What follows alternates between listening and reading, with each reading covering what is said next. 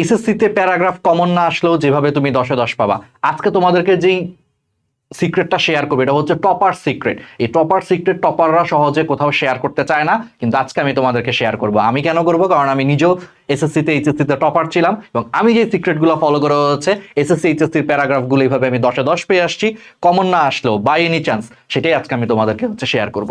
প্রথম জিনিসটা হচ্ছে সবচেয়ে ইম্পর্টেন্ট যে জিনিসটা, যদি কোনো কারণে প্যারাগ্রাফ কমন না আসে, বা এটা প্যারাগ্রাফ না শুধু, এটা তুমি কম্পোজিশনের ক্ষেত্রেও ধরো, যদি কমন না আসে প্লিজ ঘাবড়ে যেও না।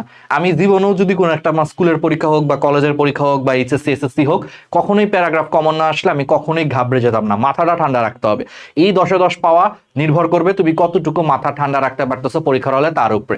যদি কমন না আসে, রিল্যাক্স রিল্যাক্স, নিজেকে বুঝাও যে কিচ্ছু হয় নাই, কোনো সমস্যা নাই, প্যারাগ্রাফ কমন আসে নাই তো কি হয়েছে, আমি স্টিল এখানে 10-এ 10 তুলে ফেলতে পারবো। এটা হচ্ছে প্রথম পয়েন্ট। সেকেন্ড জিনিসটা হচ্ছে, যেই টপিক নিয়ে প্যারাগ্রাফ আসছে, আগে তুমি সেই টপিকটাকে মনে মনে হচ্ছে বাংলায় সাজায় ফেলো।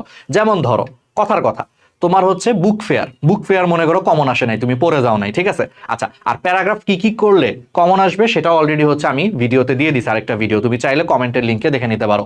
এমন সাজেশন দিয়েছে যেখান থেকে ইনশাল্লাহ সব কমন আসবে। ধরলাম যে সেই সুপার সাজেশন থেকেও কমন আসলো না, তখন কি করবা? ধরো বুক ফেয়ার থেকে প্রশ্ন চলে আসছে যেটা তোমার কমন নাই, তুমি পড়ে যাও নাই। আচ্ছা ঠিক আছে, তুমি ফার্স্টে প্যানিক করা যাবে না, মাথা ঠান্ডা, রিল্যাক্স করবা, আগে নিজেকে বুঝাবা কিছুই হয় নাই, কোনো সমস্যা নাই।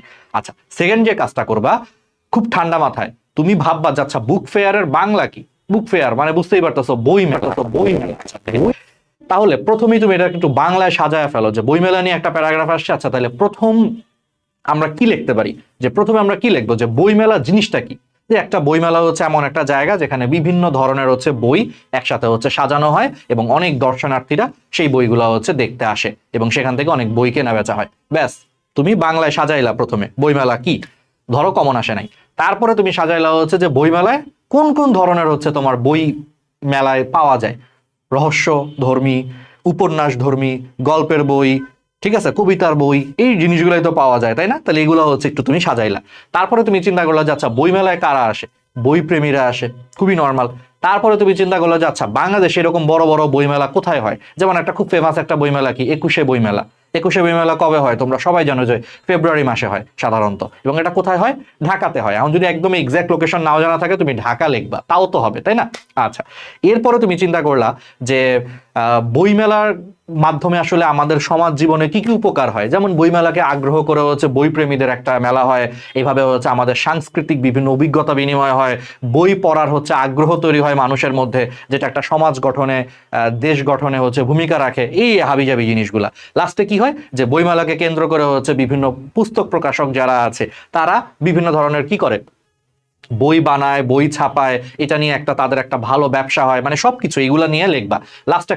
লাস্টে কি লিখতে পারো? লাস্টে তুমি সাথে লিখে দিতে পারো যে তুমি এরকম একটা বইমেলায় গেছিলা, তুমি অনেক বেশি এনজয় করছো, বইমেলার পরিবেশগুলো, স্টলগুলো খুব ভালো ছিল, আকর্ষণীয় ছিল, বইমেলায় তুমি বই কিনছো, অমুক অমুক অমুক অমুক বই কিনছো, তোমার একটা স্মৃতি শেয়ার করলা। আর শেষে কি, শেষে জাস্ট একটা 1-2 লাইনে হচ্ছে এটা লাস্ট একটা লিখবে যে বইমেলা আমাদের জীবনে হচ্ছে খুব গুরুত্বপূর্ণ, এটা বই পড়ার সুযোগ এনে দেয়, জাতি গঠনে ভূমিকা রাখে বই পড়ার মাধ্যমে, এই তো। তাহলে এই যে এতক্ষণ বাংলা যে জিনিসটা তুমি মনে মনে সাজাইলা না, এটা সাজাইতে কতক্ষণ লাগছে? 2-3 মিনিট লাগবে, এত বেশি লাগবে না। দেন তুমি এই বাংলা কথাকেই সহজ ভাষায়, একদম নিজের ভাষায় ইংলিশে ট্রান্সলেট করে ভাই একটার পর একটা লিখে দিয়ে আসো, একদম প্যারাগ্রাফ দেখবা 10-এ 10 পেয়ে গেছো। বরং এটা তুমি আরো ভালো করবা। কেন? কারণ তুমি একদম ইউনিক লেখছো, নিজের ভাষায় লেখছো, নিজে সাজায়া সুন্দর করে বাংলা সাজায় সেটাকে নিজের ভাষায় ইংলিশ বানায় হচ্ছে, যেহেতু তুমি লেখছো, তো দেখা যাবে কি তুমি এখানে সবচেয়ে বেশি আগায়া থাকবা। ঠিক আছে? কেন তুমি আগায় থাকবা? কারণ তোমার লেখাটা দেখবা কোনো বইয়ের সাথেও মিলবে না, তুমি তো আর এটা কমন নাই, সো নিজের মতো করে লেখছো, দেখবা টিচারও খুশি হবে যে কিরে এতগুলা খাতা দেখলাম সব গতানুগতিক কথা, এই ছেলেটা বা এই মেয়েটা একটু নিজের ভাষায় সুন্দর করে লিখছে, দ্যাটস ইট, তুমি এখানে কিন্তু মার্কসটা কিন্তু পেয়ে যাবা।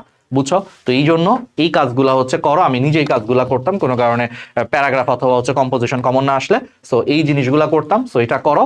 আর অবশ্যই এরকম আরো টিপস অ্যান্ড ট্রিক্সের জন্য তোমরা হচ্ছে ডিএস ডাইনামিক স্কুল এই পেজটা এবং এই ইউটিউব চ্যানেলটা, ঠিক আছে, ফলো দিয়ে রাখবা, বেল আইকনে হচ্ছে প্রেস করে রাখবা, যাতে আমাদের এই দুর্দান্ত ভিডিওগুলো চলে আসে। এখানে কিন্তু সব ঢাকা মেডিকেলের ভাইয়া, বুয়েটের ভাইয়া এবং হচ্ছে ঢাকা ইউনিভার্সিটির ভাইয়ারাই কিন্তু তোমাদেরকে পড়াবে। যেমন আমি নিজের পরিচয়টাই তো দেই নাই, আমি ডাক্তার রাহাত, ঢাকা মেডিকেল থেকে পড়ে আমি হচ্ছে পাশ করে বের হয়েছি, বুঝছো?